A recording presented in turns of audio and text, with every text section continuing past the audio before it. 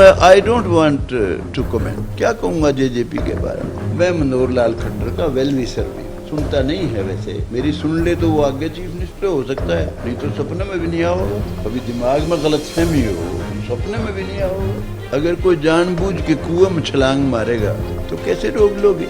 हम सब कुछ जानते थे, फिर भी ऐसे हालात बन गए, कुएं में कूदना पड़ गया। किसी का एक ब्रांड का, एक कास्ट का या एक गैर जाट का या जाट का नेता को बन गया, वो अच्छा आदमी है। 2024 में आपको हरियाणा में विधानसभा का अगर जिक्र करें तो मुकाबला किन राजनीतिक दलों के अंदर नजर आता है? खट्टर साहब ने अगर सुधार नहीं किया तो हालात अच्छे नहीं। E tendering most dangerous e tendering खत्म कर देगी इस सरकार को। कांग्रेस बहुत ज्यादा आशावान है कि उनको लगता है कि 2024 में कांग्रेस की लहर आ जाएगी, पता नहीं।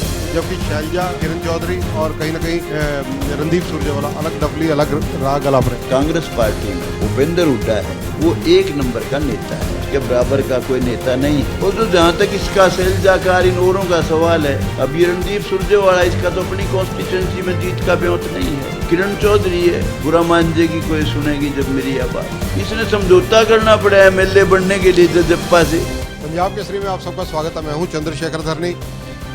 सबसे सीनियर मोस्ट विधायक अगर माना जाए केएस भाई दादा राम कुमार गौतम हरियाणा विधानसभा के चुनिंदा उन विधायकों में से हैं जिनको हर तरह से पूरा ज्ञान है और कई भाषाओं के ये ज्ञाता हैं। इसके अलावा कई चीज़ों पर, कई सब्जेक्ट पर इनकी विशेष पकड़ है।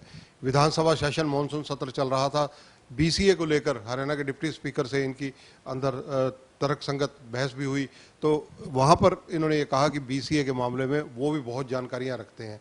आखिर ये मामला क्या है और दादा गौतम के मन में क्या बात थी जो पूरी खुलकर विधानसभा के अंदर नहीं हो सकी, हम अपने दर्शकों तक ये जानकारी पहुंचाने के लिए दादा राम कुमार गौतम के पास बैठे हैं, उनसे चर्चा करेंगे। गौतम साहब, स्वागत है पंजाब केसरी में। धन्यवाद। गौतम साहब, जिस प्रकार बीसीए को लेकर विधानसभा में जब डिप्टी स्पीकर से आपकी चर्चा हो रही थी तो आपने कहा था कि इस मामले में आपको बहुत कुछ जानकारी है।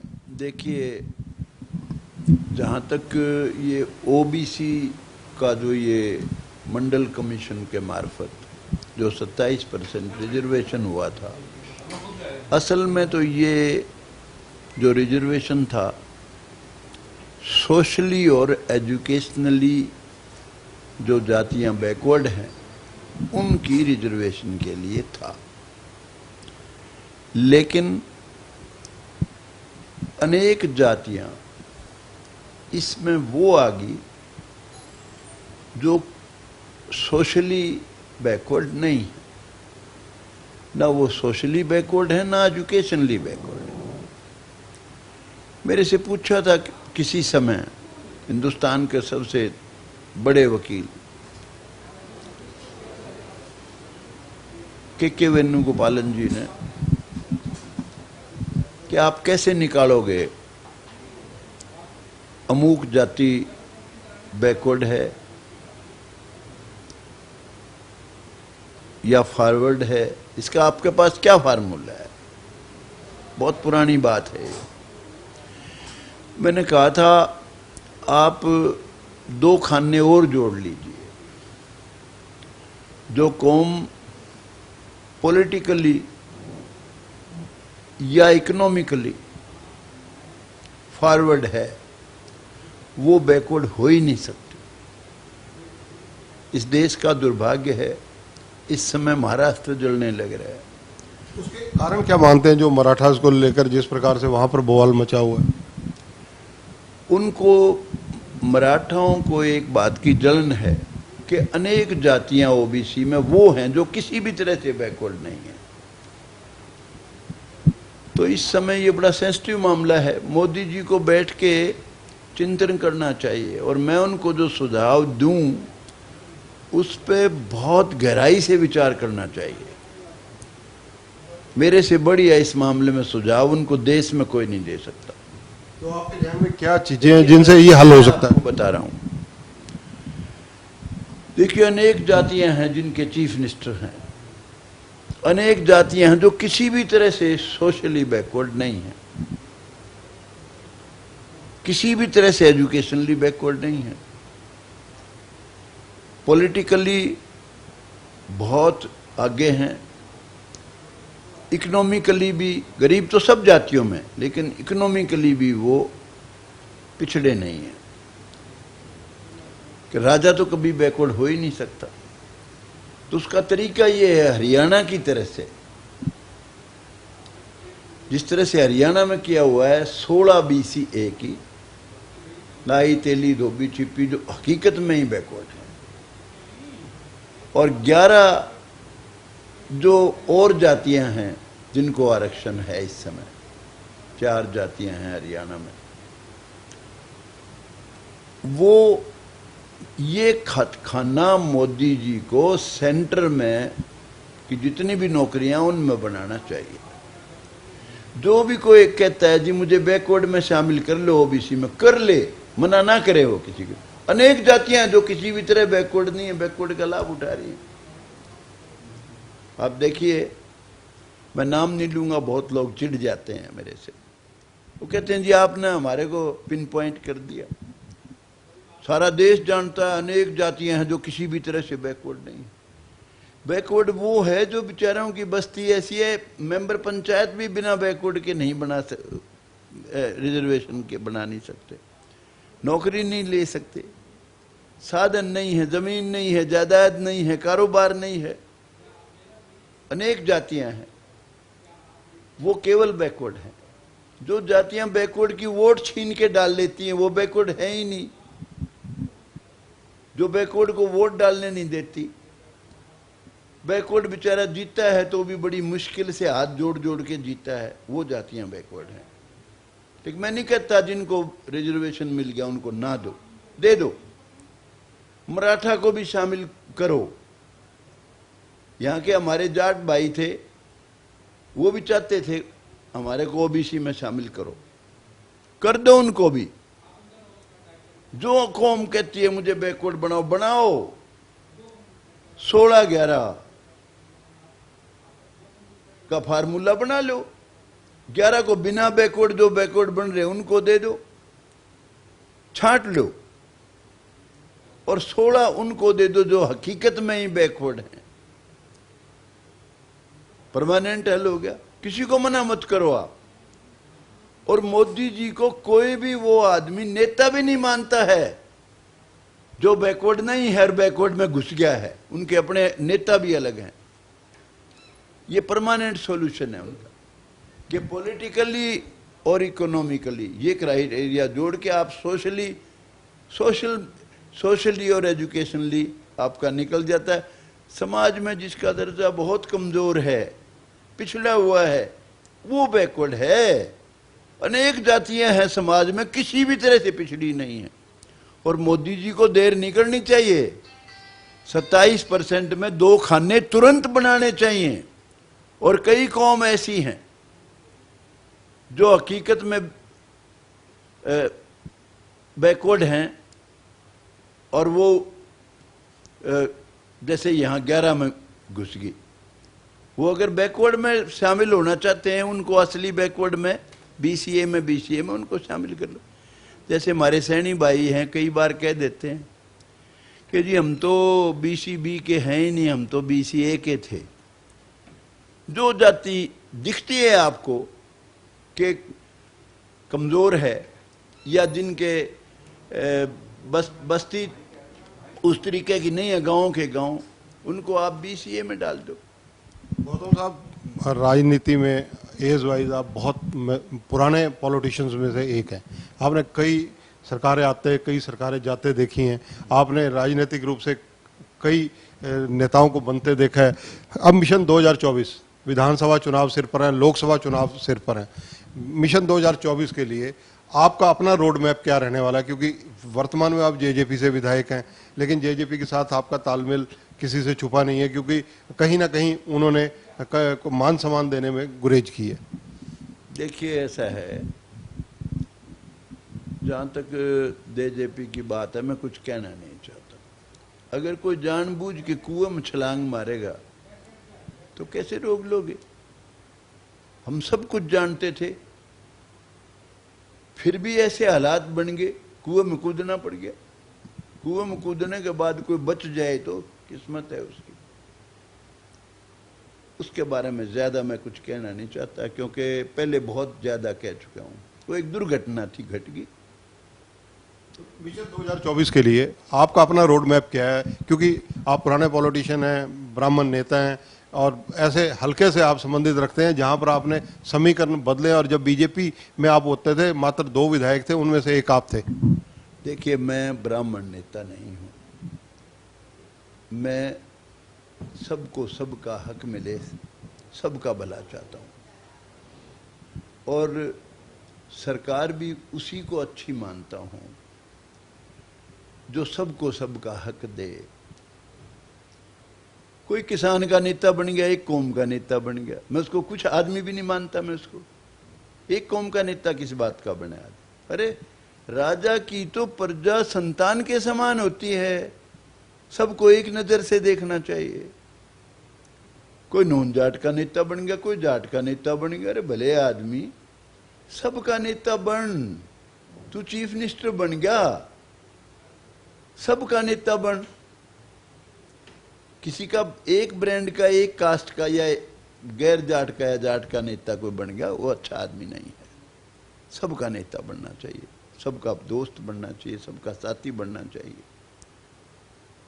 तो जेजेपी जिस प्रकार से राजस्थान में एक्टिव हो रही है, उसको लेकर आपका दृष्टिकोण? के बारे में I don't want to comment. क्या कहूंगा जेजेपी के बारे में? मैं किसी भी नॉन एग्जिस्टिंग के बारे में कोई बात कहना चाहता ही नहीं। हर आदमी का क्या नाम हक है, कहीं से लड़ो, आसमान से लड़ो, चांद पे जाके लड़ो, कोई रोकता है किसी को? आप मुझे यूं बताओ, अगर वो तमिलनाडु में भी लड़े जेजेपी कोई रोक देगा उसको? आप बताओ। इनेलो पहले बना रखी थी ऑल इंडिया, वो तो पूरी हरियाणा में भी नहीं थी। तो देवीलाल ने एक बार कोशिश की थी, राजस्थान में भी वो जीत के आए थे। उसके बाद तो कोई ऐसा कोई नेता हरियाणा का तो हुआ नहीं। तो या तो चरण सिंह का बेस था, या बड़े बड़े नेता और थे। कांग्रेस के बहुत नेता थे, इंदिरा गांधी थी, और से 2024 में आपको हरियाणा में विधानसभा का अगर जिक्र करें तो मुकाबला किन राजनीतिक दलों के अंदर नजर आता है? ये खट्टर साहब ने अगर सुधार नहीं किया तो हालात अच्छे नहीं रहेंगे। खट्टर साहब को जरूरत है। तो ये ऑनलाइन जो पॉलिसी है, ये बहुत ही डैमेजिंग, खतरनाक, सरकार के लिए बहुत हानिकारक है। इसमें सुधार की जरूरत है। ये नहीं मैं कहता कि पहले गलत थी, ऐसा भी समय था।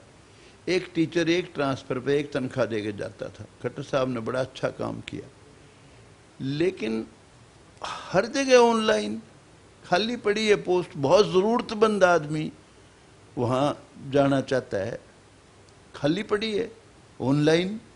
This is most dangerous. आगे सरकार बनने में बड़ी दिक्कत करेगी ये खट्टर साहब की ऑनलाइन। अरे विशेष हालात में आप कोई ऐसा क्लॉज डालो, फिर कहते हैं जी कुछ दिन के लिए वो कर दो डेपुटेशन। Y deputation? खाली पड़ी है पोस्ट, बहुत भारी जरूरतमंद है, उसका ट्रांसफर करो वहाँ, सुधार करो इसमें online policy. E tendering, most dangerous e tendering. E tendering खत्म कर देगी इस सरकार को, इतनी खतरनाक है ये ई टेंडरिंग। अरे मैंने खट्टर साहब को सुझाव दिया था, विधानसभा में भी कह लिया, कई बार कह लिया, भाई संस्थाओं को पैसा सीधा दे दो। आप यूं बताओ, 1 करोड़ की धर्मशाला बनने लग रही है, उसमें कोई आदमी एमपी लेड का पैसा 7 लाख देगा, 10 लाख देगा। ई टेंडरिंग में 10 लाख की बजाय वो 7 लाख में छूट गया।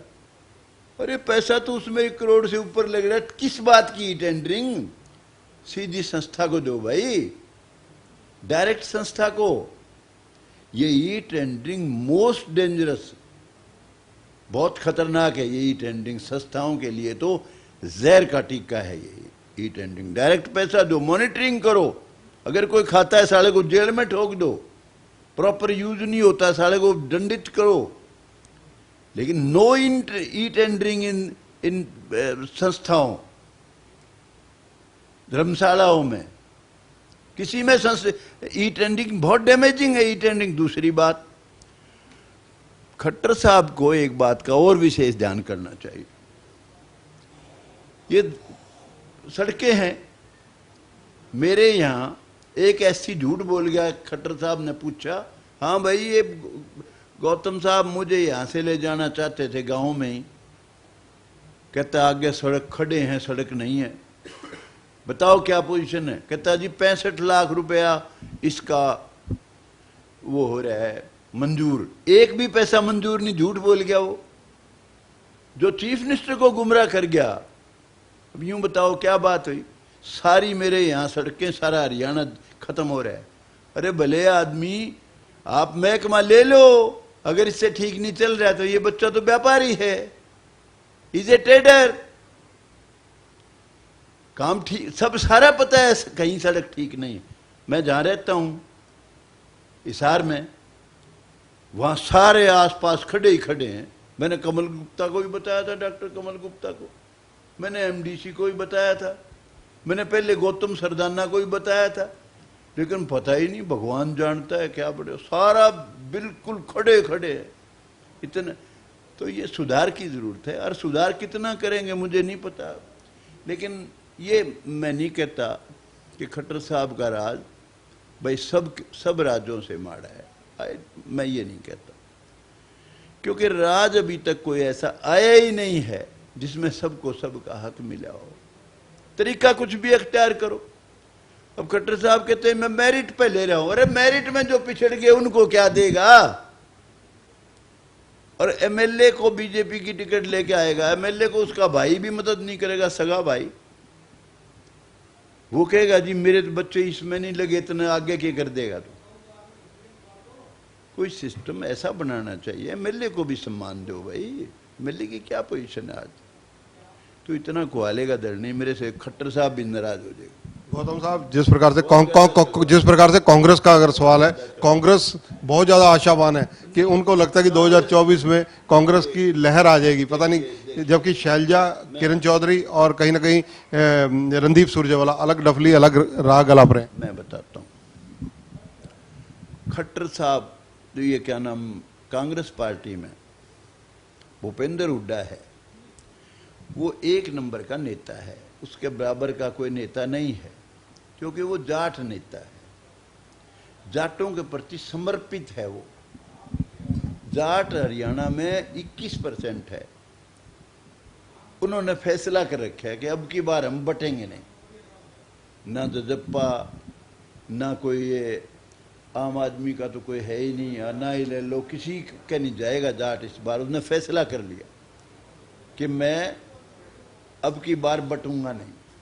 सबसे मजबूत है वो जाटों में, और कौमों में उसका कोई आधार नहीं है, एक पैसा भी आधार नहीं किसी में, कोई देख के राजी नहीं उसको।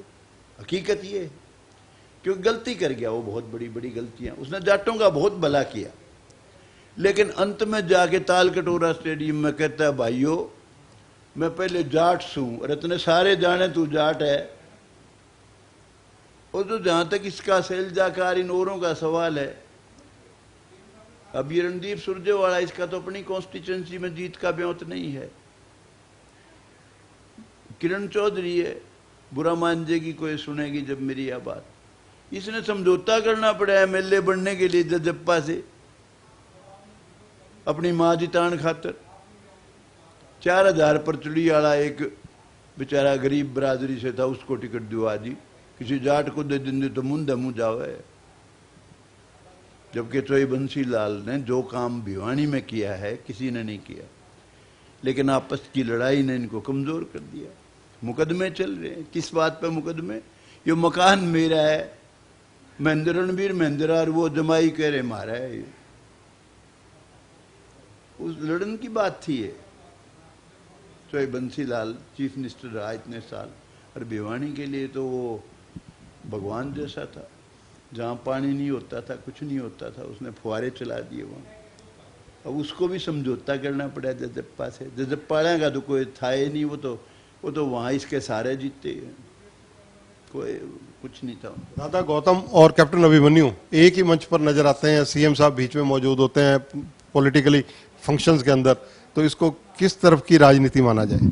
देखिए, कैप्टन अभिमन्यु बीजेपी पार्टी का है, मुख्यमंत्री जी भी बीजेपी के हैं, तो उसका तो होना वहाँ स्वाभाविक था। मैं वहाँ का एमएलए हूँ, मैं मनोहर लाल खट्टर का वेल विशर भी हूँ। सुनता नहीं है वैसे, मेरी सुन ले तो वो आगे चीफ मिनिस्टर हो सकता है, नहीं तो सपने में भी नहीं आओगा। कभी दिमाग में गलतफहमी हो तो सपने में भी नहीं आओगा। आज सुन लो, आज गेर बदल जाएगा, लेकिन सुनता तो है ही नहीं अगला।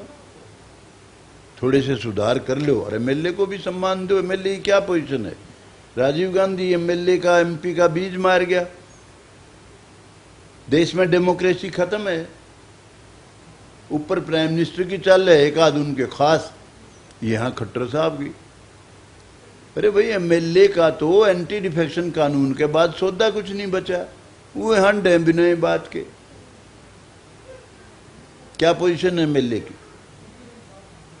अब तू मुझे ब्राह्मण नेता कह रहा था, अगर ब्राह्मण नेता हूं, ब्राह्मणों के साथ अनेक अन्याय हुए हैं, हम कुछ नहीं कर सकते, हमारा ब्योत ही कुछ नहीं है। ब्राह्मण आपकी तरफ देखते तो हैं, ब्राह्मण संगठन आपकी तरफ, लेकिन हम दे क्या सकते हैं? किसी का ट्रांसफर तक भी सही नहीं करा सकते हम। बताओ क्या औकात है हमारी ब्राह्मणों की? और कोई वैसे ही फुल्ला फिरता हो तो उसका तो मेरे पे कोई इलाज नहीं। हमने पैनल के लिए थोड़े से नाम दिए थे, 3 बार दे लिए, नहीं लगाया। एक एक के 50-50, 100 लग रहे। क्या औकात है हमारी? ब्राह्मण का कुछ नहीं है, ब्राह्मण पिछड़ गया। अब यूँ देखिए, बाकी अनेक बैकवर्ड हैं, ओबीसी में कोई कुछ में। हमारे तो ब्राह्मण के तो ना जमीन ना जायदाद, सूखा पाई लंगा था वो भी खत्म। क्या है बताओ?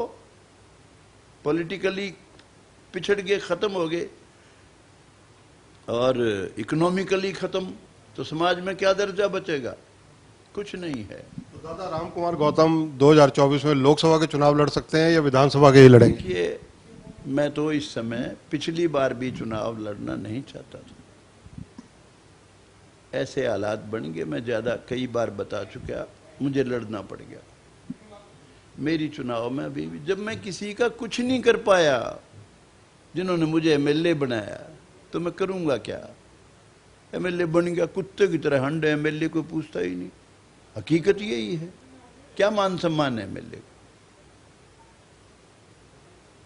ज्यादा नहीं कहना चाहता, बहुत ज्यादा खुआ लिया तुमने। धन्यवाद। तो ये हैं दादा रामकुमार गौतम।